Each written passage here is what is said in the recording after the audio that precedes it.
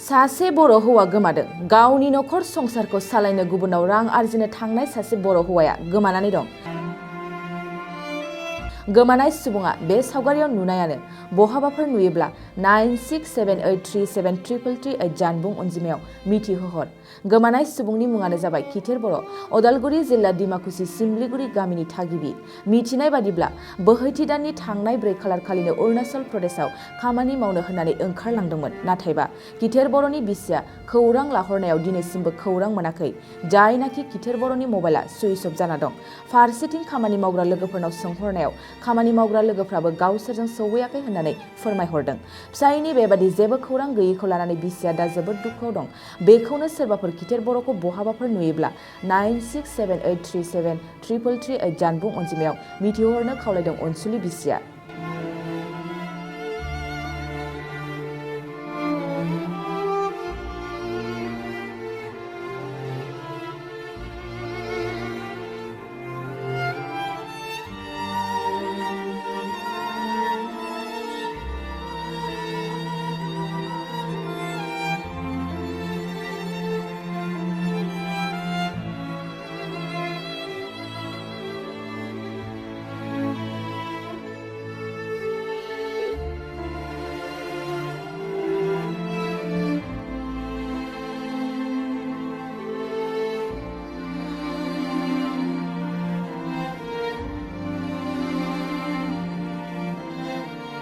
नोंथाङा सानाय सुनाय बेरामनि जेंनायाव गोग्लैदों नामा?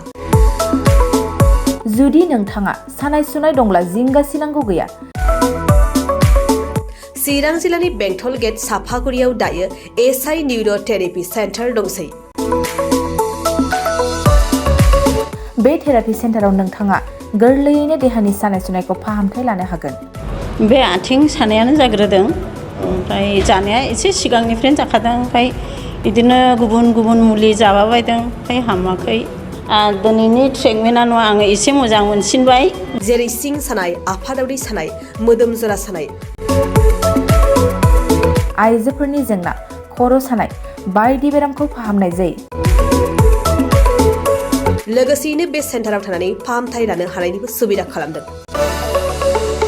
नोंथांमोनहा एसआइ निउर' थेरापि सेन्टाराव फाहामथाय लानो गोसो दंब्ला नैबे मबाइल नम्बर 7620160459 नङाब्ला 9476977956 आव थोंजों सुलाद लानो हागोन।